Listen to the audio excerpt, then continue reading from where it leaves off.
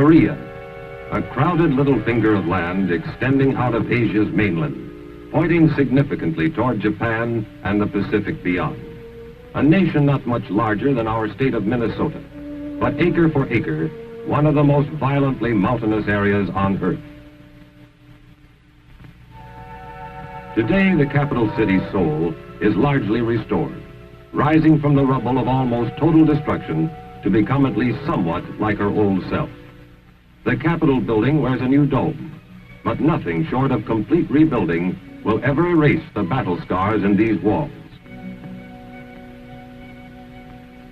As Koreans today know it, the peace is an uneasy armistice in a divided nation. But with the dogged stoicism of a culture 4,000 years old, they go about the business of living, knowing as they do that for the living, there is no other course. In the markets, the scrap pile school of architecture prevails, but business is as colorful, noisy, and aromatic as it ever was. North of Seoul, the mountains rise in sharp volcanic disorder. Green foliage has returned to slopes once blasted bare by TNT and napalm, but at the summits, eyes still keep watch to the north. Along the demilitarized zone, or DMZ, entrenched forces face one another across no man's land.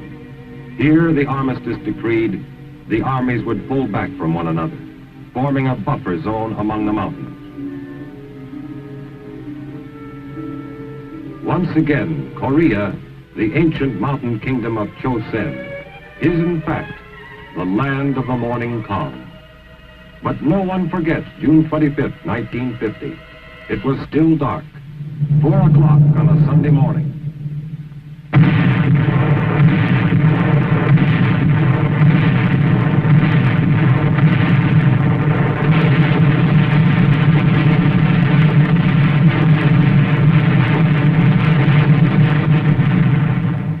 Korean villages awoke to a world suddenly filled with noise and flame.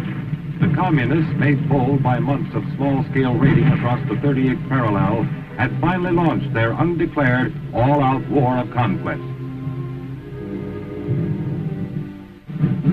Half a world away in Washington, President Truman took immediate action, saying, "In these circumstances, I have ordered United States Air and Sea Forces to give the Korean government troops cover and support." Next day, at the United Nations in New York, United States Representative Warren Austin made our position clear beyond doubting. The armed invasion of the Republic of Korea continues. The Republic of Korea has appealed to the United Nations for protection. I am proud to report that the United States is prepared to furnish assistance to the Republic of Korea. Spearheaded by tanks, the Red Forces had moved swiftly. In 2 days, they were attacking the capital city itself.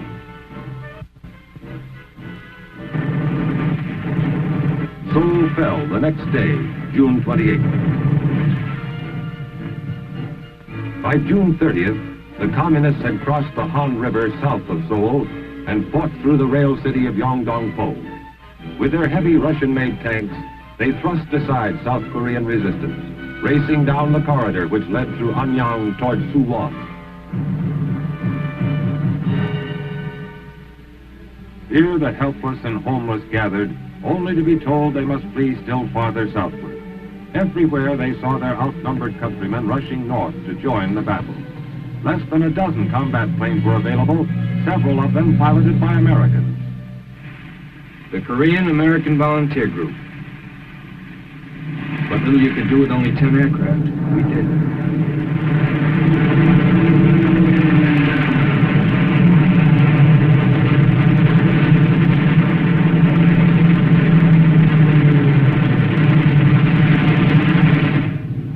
Even as the Red Armor swept toward Suwon, advanced elements of the 24th Infantry Division were being airlifted to Korea from Japan.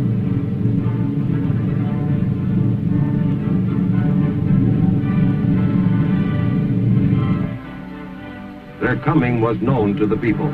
They were welcomed with cheering. 4 days later, they met the enemy south of Osan, and the cheering was forgotten. Man, I was scared. I didn't know it was going to be like that.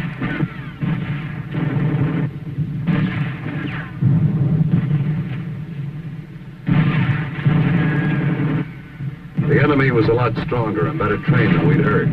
Some guys thought we'd have it easy. It didn't work out that way. Retreat. The few heavier weapons covered each withdrawal as best they could.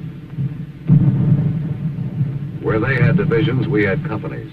Pull back, fight, pull back again. 4 days and nights, nobody slept. We started with a good many green troops. Now anybody could still pack his gear, he was a veteran.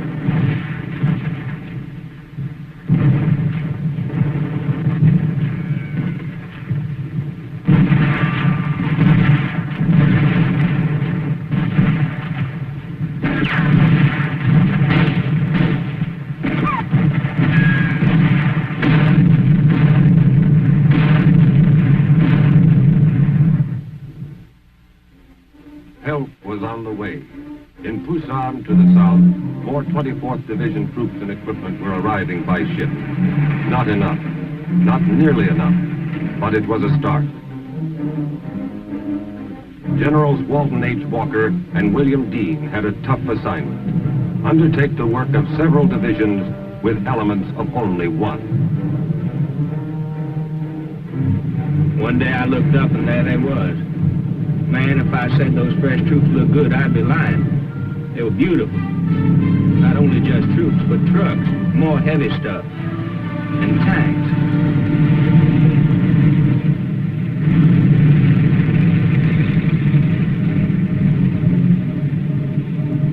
We met our first Red Armor 25 miles north of Tejon.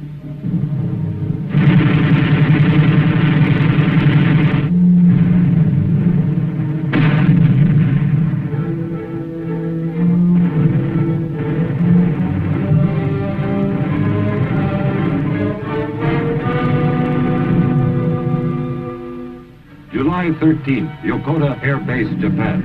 Our first large-scale bombing attack is mounted as more than 50 B-29s take off. The target, Wonsan, key North Korean port city.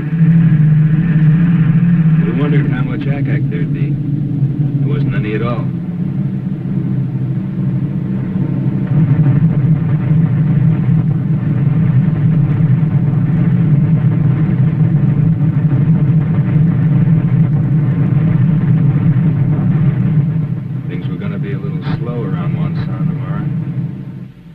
As the communists moved south toward Tejon, we pulled back across the Kum River. This natural barrier offered another chance to buy time from the enemy. We took advantage of it.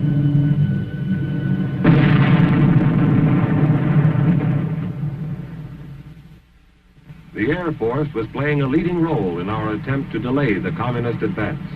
Lacking bases in Korea, F-80 jets adapted oversized wing tanks for the long flight across the Sea of Japan. Angel 5 to Doford, over. Doford to Angel 5, request fire on enemy column due north, your position. Angel 5 to Doford, receive your transmission, will proceed, over. Doford to Angel 5, good luck.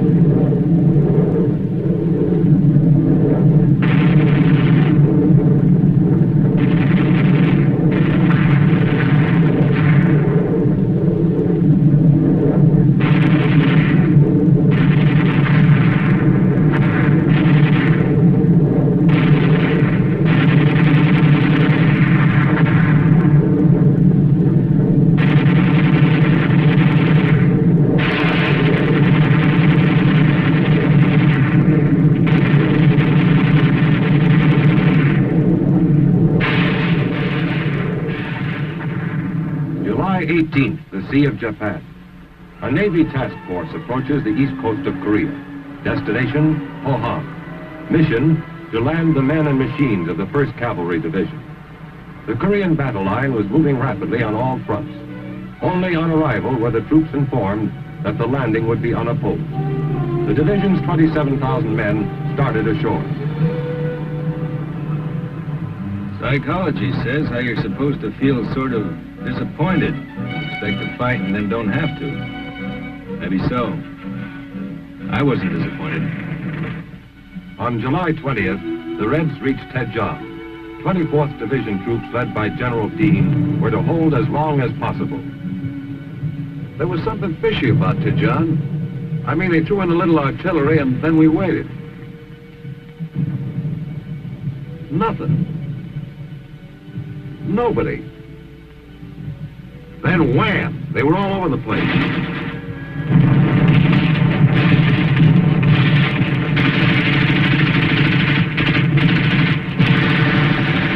We found out we were surrounded. It was a case of move out fast and stay put for good.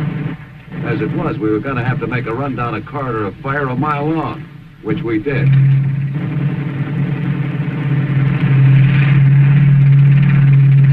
We had bought more time, but Tejon was gone, and with her, General Dean.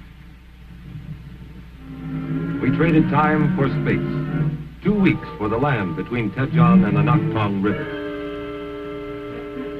From behind the wide, deep waters of the Naktong, we could test our growing strength. We cut the bridges and poured our fire on the opposite banks.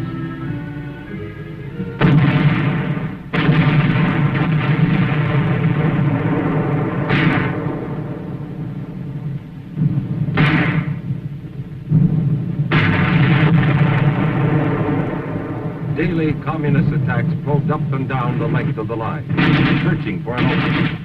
Daily we leveled upon those attacks all the firepower at our command. The line held. In the north and eastern sectors, our OK troops had recovered from the first shattering blows they had taken. They would retreat no more. Where tanks are concerned, Korea is no place to have a war. There's only 2 directions, up the hill and down the hill.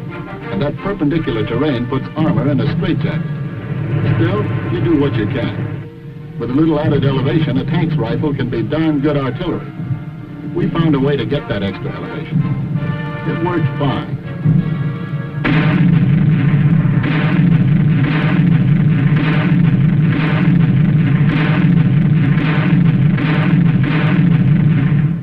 Early in August, General William Keane received orders to carry out our first large-scale offensive action. The enemy was trying to punch through in the south and capture Pusan. Task Force Keane, composed of General Keane's 25th Division, the 5th RCT, and the 1st Provisional Marine Brigade, was to repel this attack.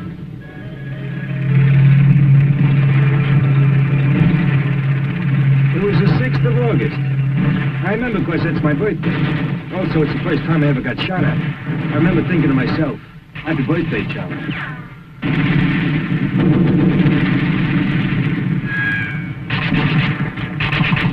The word came down.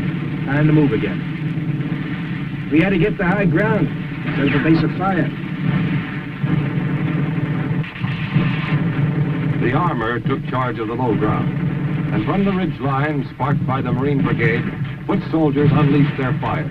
Methodical, concentrated, deadly.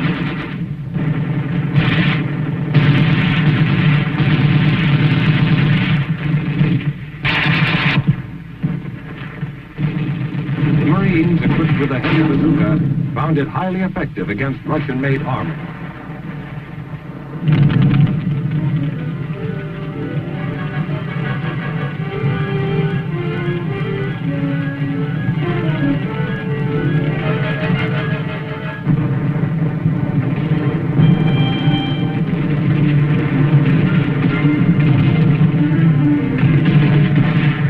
Beyond, Marines and soldiers faced a dirty, dangerous task: to clear the area of Red snipers and stragglers. For veterans of the Pacific, the action was painfully familiar.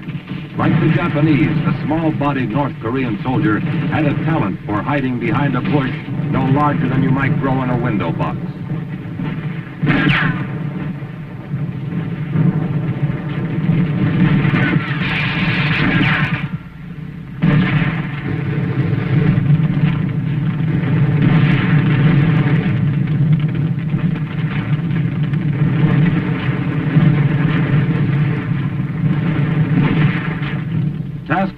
Keene took its quota of prisoners.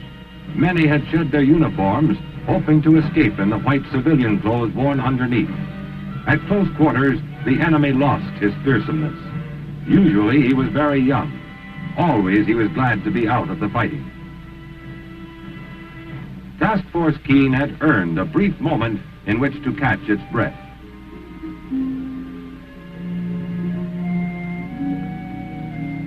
Pusan Harbor, August 29th. The first non-American troops to join the UN forces in Korea arrived from Hong Kong. 2 battalions from the Argyle and Sutherland Highlanders and the Middlesex Regiment.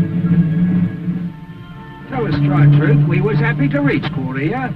The past 6 months we'd been sweltering in Hong Kong. And it's so bloomin' hot we were scared to dig a hole for fear we'd bust right through into hell. At least over here we'd be cool enough so's a man could enjoy his blinking tea time. September 1st.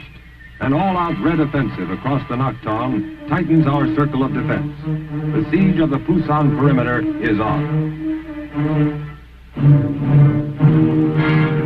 In the Sea of Japan, Task Force 77 carriers speed up their operations.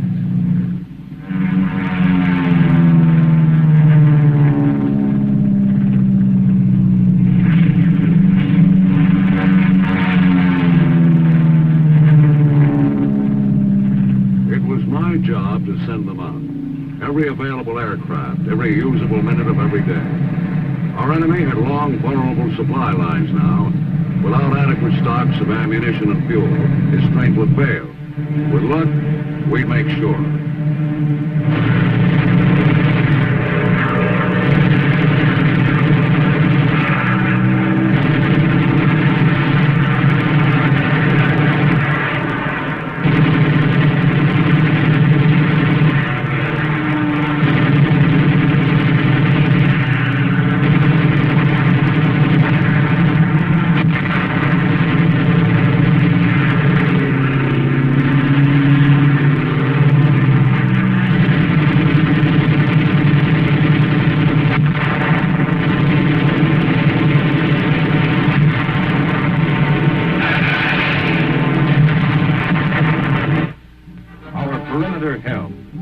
Within its circle at Pusan, our strength was mounting daily, even as the Red Armies were dissipating their own. Food, ammunition, supplies, all the tools of war were being stockpiled. Our days on the defensive were nearing an end. On September 15th, 1950, the UN forces take the offensive. An assault fleet appears off Walmy Island at Incheon Harbor, 150 miles behind enemy lines. It's a daring end-run maneuver which takes the sleeping enemy completely by surprise.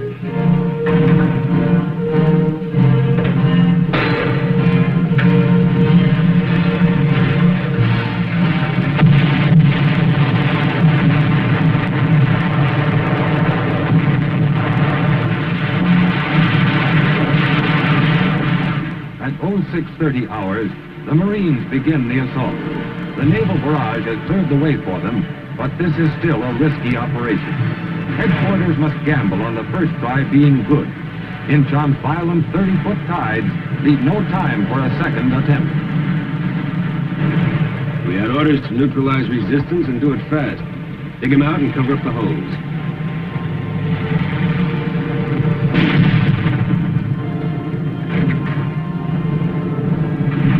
It took us 58 minutes to secure the island.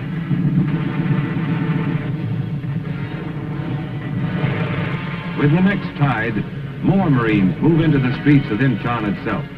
They meet little resistance, and within hours the city is secure. The big gamble has paid off. With the surrender of Incheon's modern harbor, the back door to Seoul is opened wide. Simultaneously in the south, the reinforced 8th Army breaks out of its Pusan stronghold, splitting the encircling Red forces as it thrusts across the Nakhtong River to begin its drive northward. At Incheon, the 7th Infantry Division swarms ashore to strengthen the UN foothold in the north. Thousands of enemy troops are being trapped in the southwest, as the Pusan spearhead races north to join up with Incheon forces. On the way to Seoul, we took a good many prisoners, too. But they didn't come easy.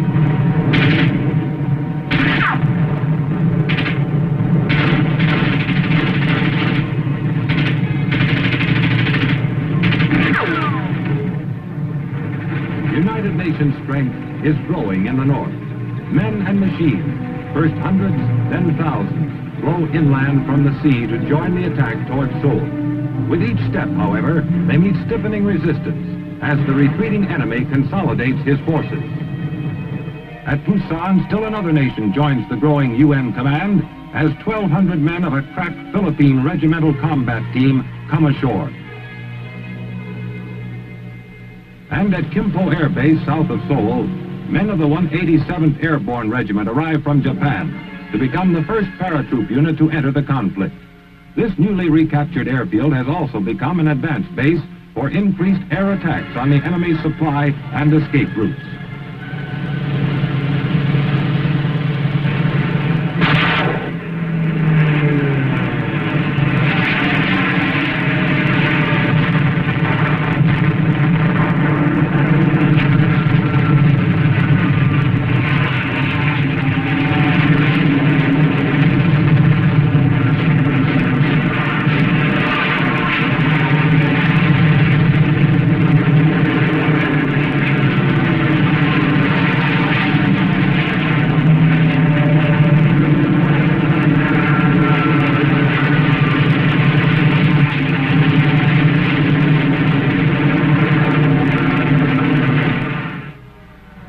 As the spearhead from Pusan gathers momentum, columns of transport barrel northward against a disheartened enemy.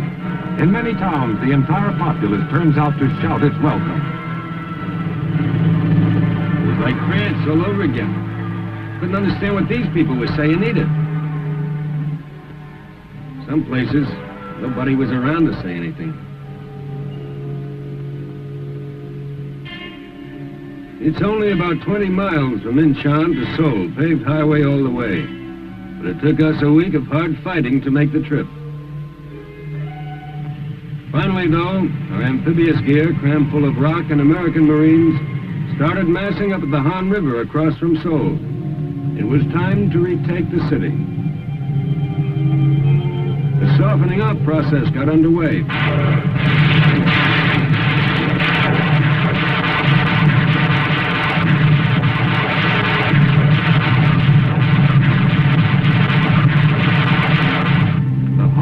Crossing means a full-scale amphibious operation, since the Han here near its mouth is well over a mile across.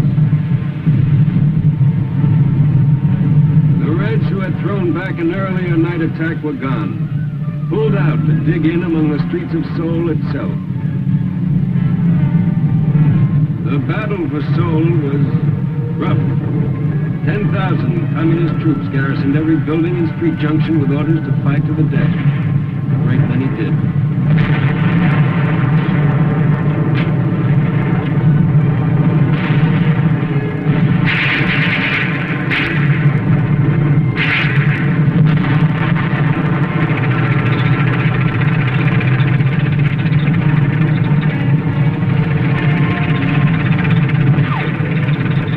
The shattered city is retaken September 26th. During the battle for Seoul, the trap is closing swiftly about Red forces in the southwest.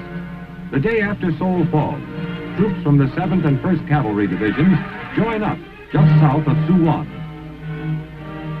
2 days later, in the battered Capitol building, special ceremonies are held as General MacArthur officially returns the city to Syngman Rhee, President of the Republic of Korea. Now begins a tragic homecoming for the thousands who had fled the city only 3 months before.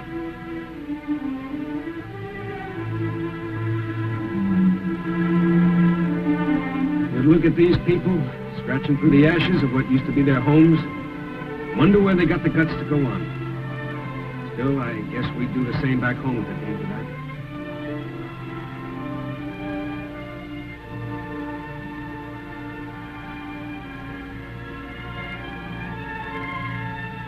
As life begins to take root again in Seoul, the UN advance in the eastern sector goes on. On September 30th, ROK forces reach the 38th parallel. They cross it the following day. One old guy couldn't keep it straight who was who. Turned out to meet the ROK Army with North Korean flags.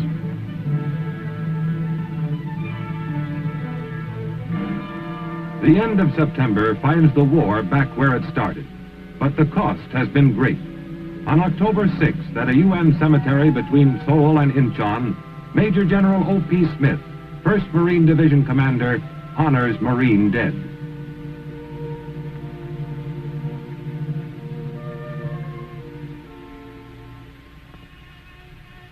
Representing the Army is Major General David Barr, 7th Division Commander.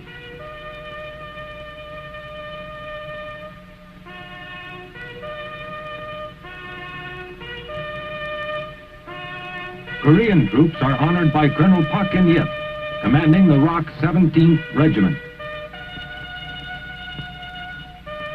The silent thanks and admiration of each commander for what his men have given is echoed by the people who owe their freedom to that willing sacrifice. Elsewhere, the conflict goes on without let-up. B-29 squadrons based in Japan and on Okinawa continue their daily blasting of red industrial and transport centers in the north.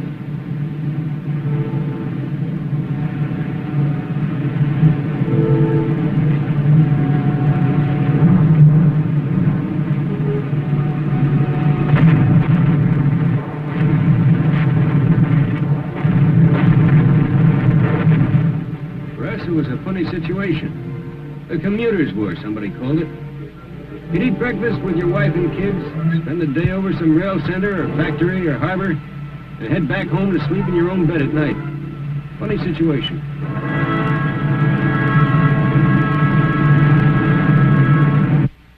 In the south, refugees are becoming a major problem. With thousands of red soldiers and guerrillas in civilian clothes trying to escape to the north, each refugee must be individually, time-consumingly screened. To the north, events are moving so rapidly that reinforcing units are hard-pressed to keep pace with the UN advance.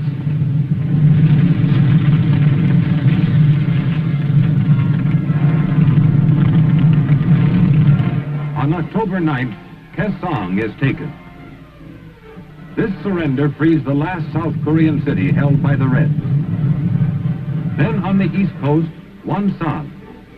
Just 2 days after the fall of Kaesong, ROK 3rd Division troops seized the port of Wonsan, having marched 287 miles in 20 days to get there. They met little resistance.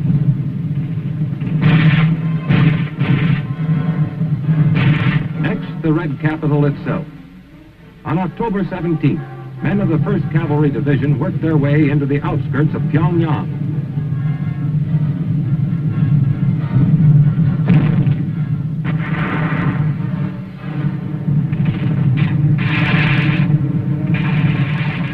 In less than 24 hours, the North Korean capital is in United Nations hands.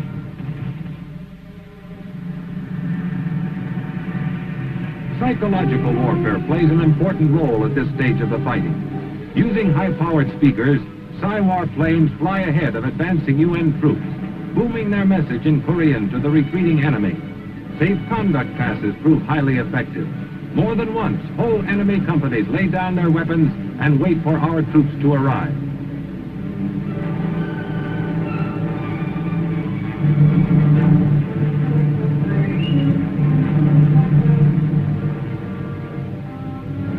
Two days after Pyongyang falls, our first combat airdrop in Korea gets underway in an attempt to cut off retreating Red forces north of Pyongyang.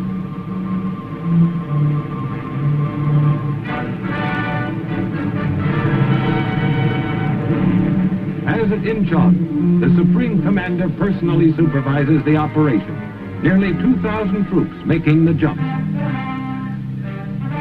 In a second wave, the heavy equipment arrives, Air Express. Local transportation is pressed into service.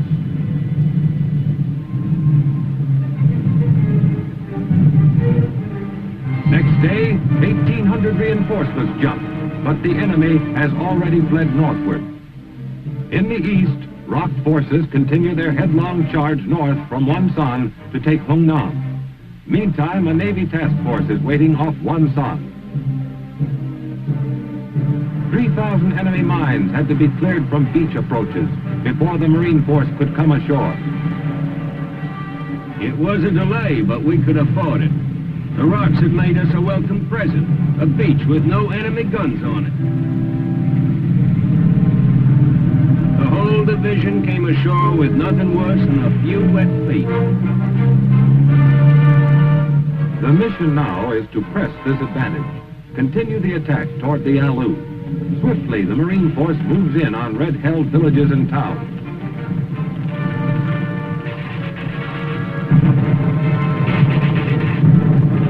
And just as swiftly, out the other side. Spirits are high. 3 days later, and more than 100 miles closer to the Yalu, the 7th Division makes its landing at Yiwan.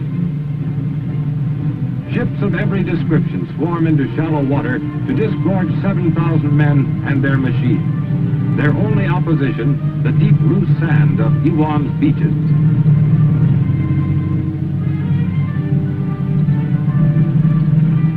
This far north, winter comes early to Korea. Cold weather uniforms are welcome as the division moves out to rejoin the attack. To the west, Marines are advancing over ground frozen harder every day. News of their approach runs ahead of them as village after village is liberated. North Koreans meet freely, and the Christians among them pray openly for the first time since 1945.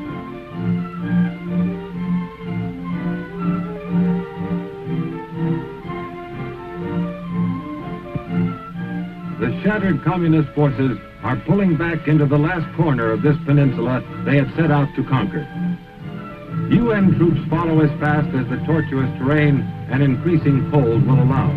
In the eastern sector, it is difficult even to keep contact with the retreating enemy. In the central sector, however, prisoners taken during a strong Red counterattack give warning of potential danger. Many of them wear the quilted uniform of Communist China. Meantime, in the northern sea of Japan, winter is giving our offshore forces a taste of things to come. Even routine supply operations are becoming a nightmare of icy wind and pitching decks.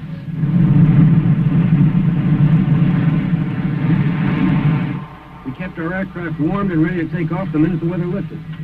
But meantime, the Reds would have a lot less trouble moving troops and supplies on Korean roads. We didn't like that thought much.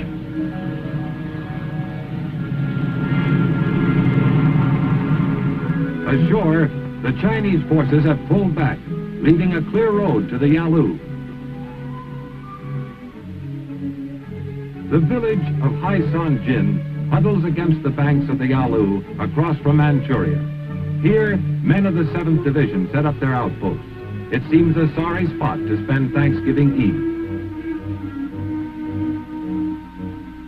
But from bases in the south, cargo planes are already taking off, setting courses northward across the frozen miles. They carry crates rigged for airdrop and labeled perishable rush.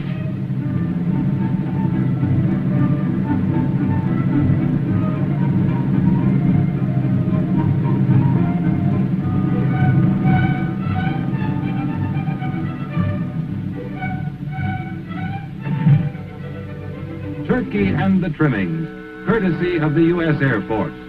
All over Korea, mess kits overflow with steaming potatoes, giblet gravy, cranberry sauce, the works. Along the Yalu, everything is quiet. Every man, no matter what his duty for the day, shares in the traditional feast of gratitude.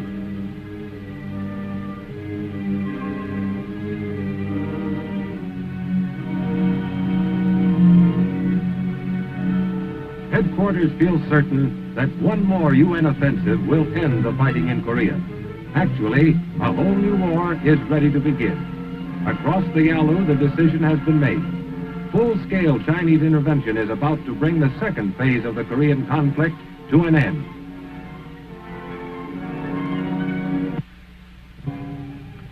Eighth Army's end-of-the-war offensive was launched the day after Thanksgiving in 1950.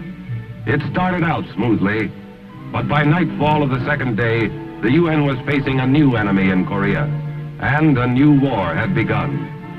The Chinese rolled swiftly southward, splitting the Allied line and cutting off Marine and 7th Division troops in the east near the Chosin Reservoir.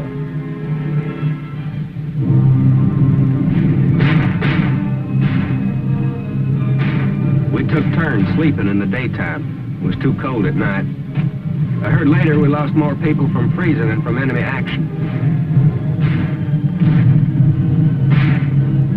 Even the mortar rounds froze through the casings.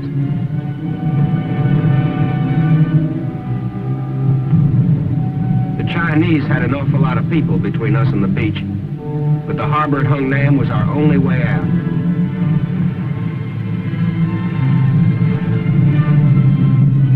All our resupply came by air. Without that, we never could have made it. Same goes for the close air support we got from the Marine Air Wing and the Air Force.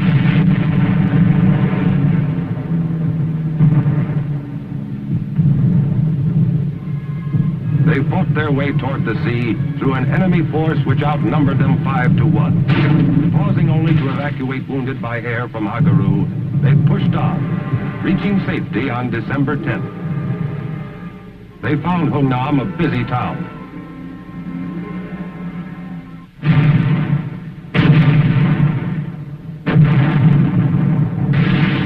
Within the harbor's perimeter, heavy weapons worked around the clock, throwing up a curtain of fire through which the enemy divisions dared not pass. Behind the guns, a near miracle of planning, organization, and teamwork was taking place. A massive amphibious landing in reverse.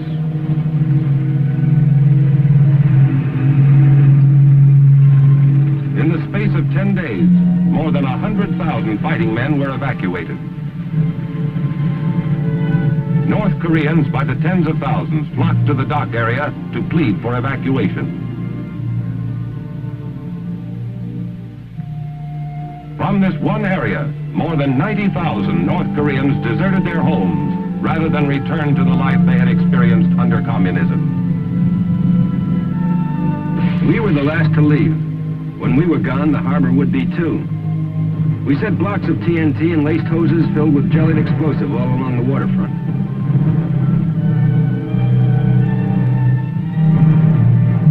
When we left, the harbor was one big ticking time bomb.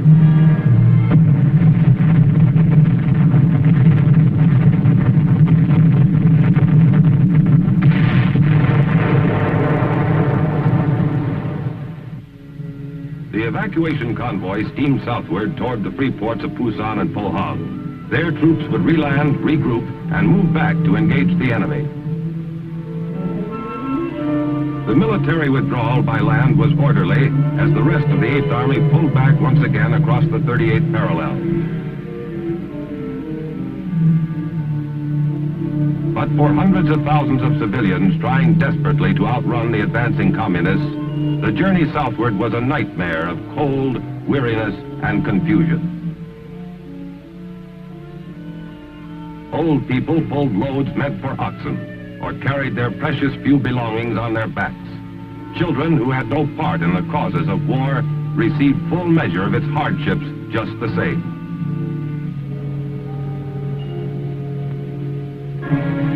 On December 27th, General Ridgway arrived to replace General Walker, killed in a tragic jeep accident.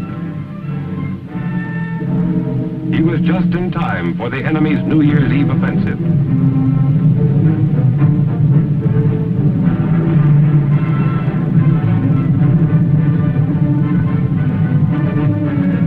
Once again, UN troops pulled out of Seoul, blowing the Han River bridges behind them.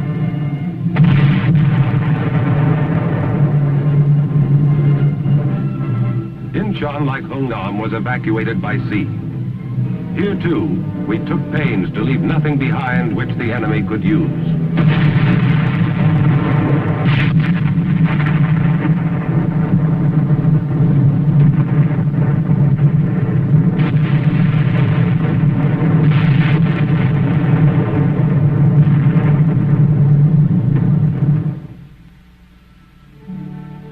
south, the troops which had been taken off the beach at Hungnam were regrouped, and despite bitter weather, took advantage of a welcome opportunity to catch up with themselves.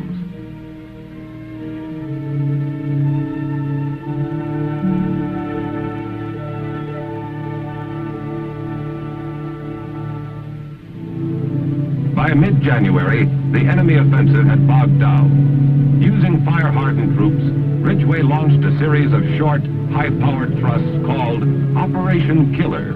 The enemy held a huge numerical advantage. Ridgway was out to eliminate it.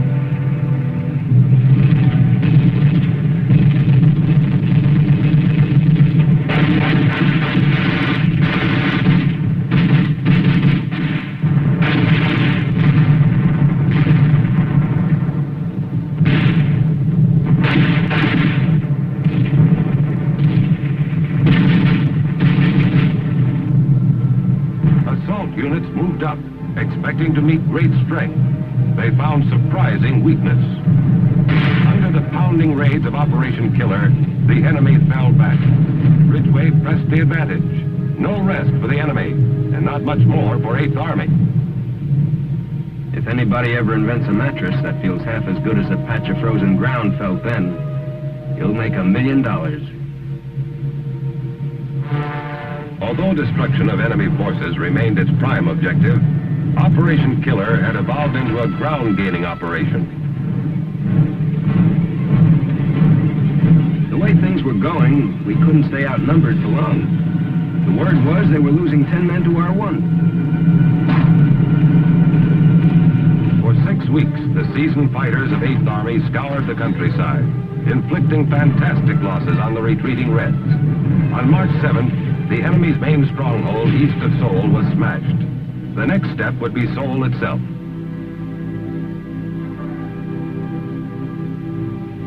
On March 15th, Korean troops entered the city. They found a few old people and children. The communists had fled. Across the full width of the peninsula, the enemy was retreating. Figure this one out. We're chasing them, and they're leaving surrender posters behind for us. In April, General James Van Fleet arrived to take over the 8th Army. A canny tactician, he replaced General Ridgway, who had been appointed Supreme Commander when General MacArthur returned to the United States. Within a week of Big Jim's arrival, he was fighting off the Communist Spring Offensive. The Communists concentrated their barrages on the East Central Front, probing for a weak spot into which to pour their tides of humanity.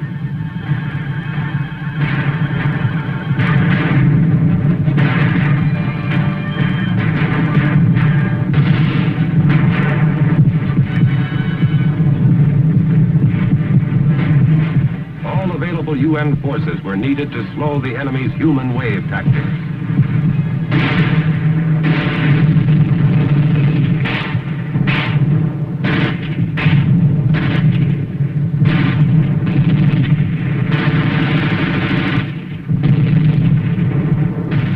We had a routine. Hold till the ammo ran out, then pull back and call for an airstrike.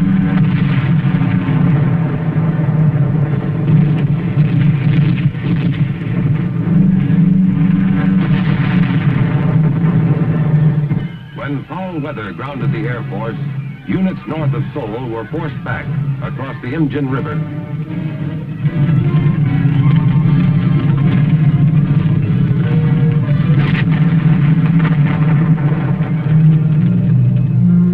Seoul was fortified against the coming second wave of the Red Offensive.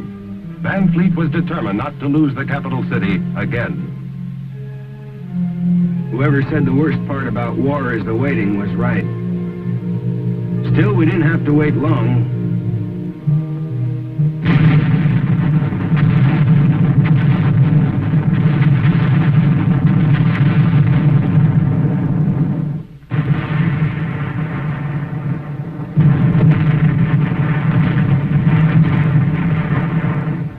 Every road, every valley approach had been zeroed in beforehand. The enemy lost thousands of men breaking through the curtain of fire, then faltered and lost his advantage. As the enemy turned once again to retreat northward, Van Fleet followed with mobile firepower.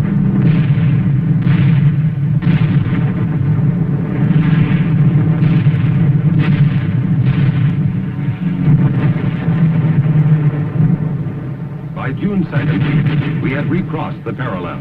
The enemy had spent 200,000 men, a third of his entire force, and gained nothing but the knowledge that numbers were not enough.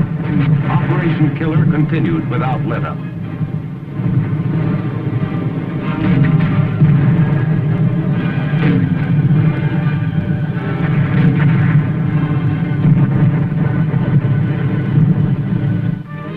Within a month, truce feelers materialized into the first meetings at the red-held city of Kaesong. World peace hopes soared.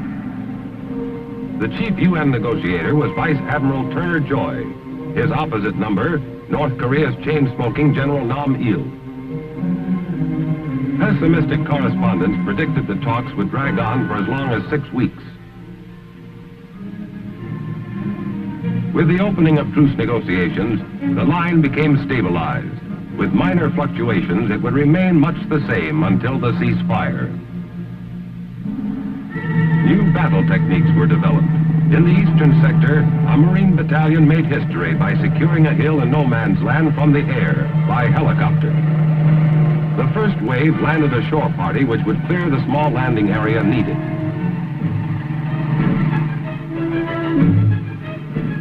In a matter of minutes, the first copter load of aerial cavalry was arriving, fully equipped, fresh, ready for action.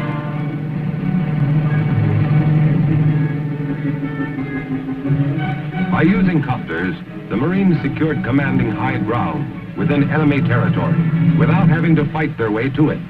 Copters supplied the operation and evacuated troops at its completion, opening the way to a new concept in tactical troop movement.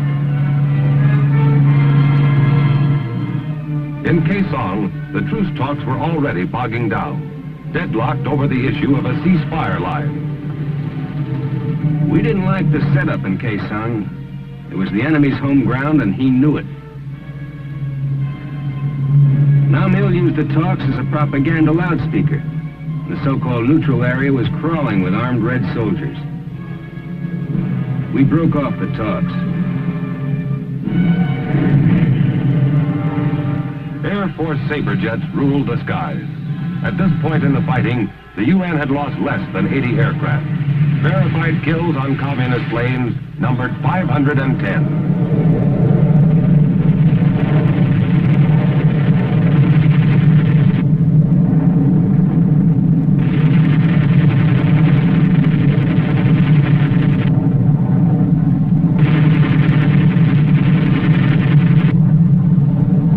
On the sea, as in the air, United Nations firepower went virtually unchallenged.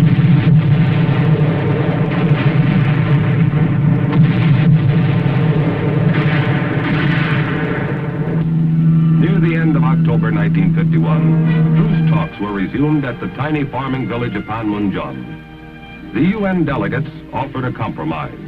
They would accept the communist proposed ceasefire along the present battle lines if all other problems could be ironed out within 30 days. If not, all bets were off. The war virtually stopped, except for the constant booming of artillery.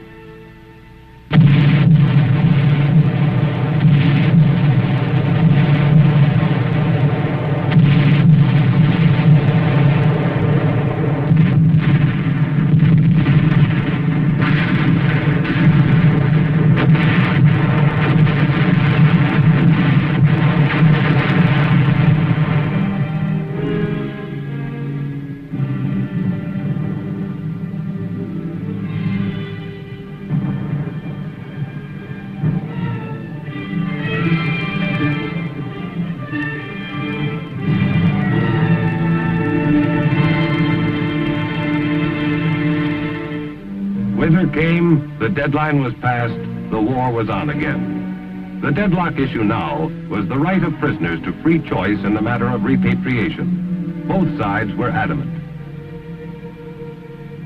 Meantime, across the breadth of Korea were fought the bloody hill battles, names not difficult nor pleasant to remember.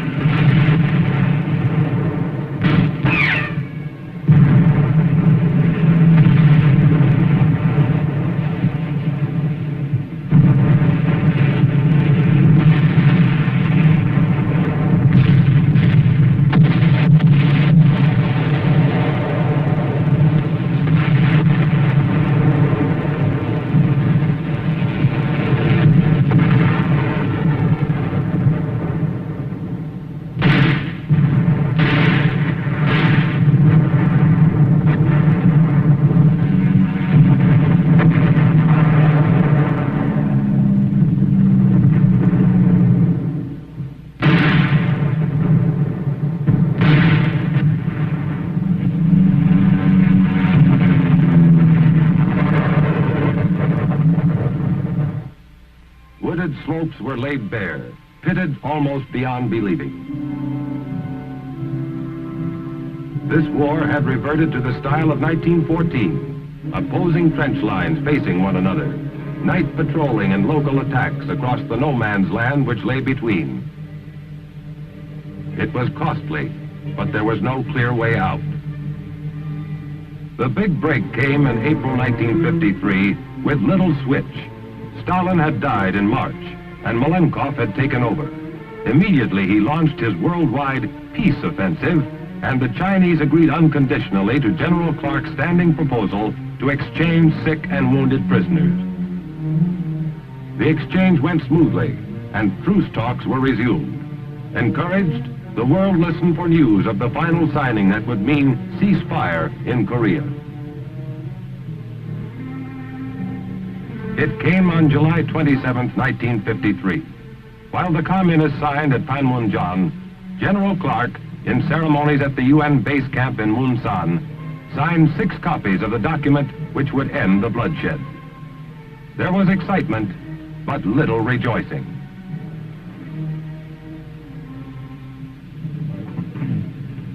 We have stopped the shooting. That means much to the fighting men and their families, and it will allow some of the grievous wounds of Korea to heal. Therefore, I am thankful. The task now is to put the ceasefire agreement into full effect and get down to working out an enduring settlement of the Korean problem. I cannot find it in me to exult in this hour. Rather, it is a time for prayer, that we may succeed in our difficult endeavor to turn this armistice to the advantage of mankind.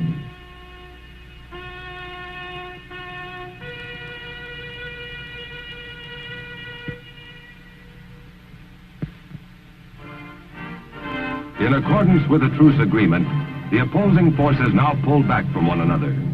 The open ground left between was to become the demilitarized zone, or DMZ.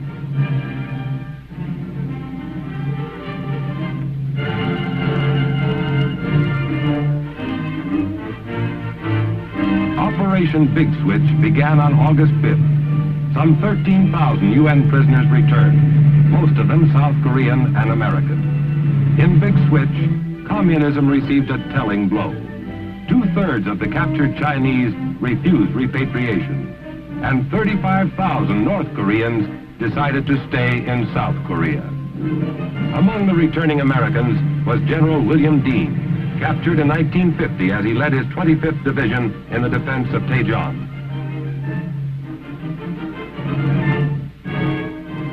Today, Korea is still divided, but the conflict was not wasted. It called the Kremlin's bluff in the Far East. It more than restored the violated border and left the Republic of Korea with the strongest free army in the Far East. It is true that the price of existence for this young republic for some time to come will be constant vigilance. In that, Korea and the rest of the free nations are in the same boat.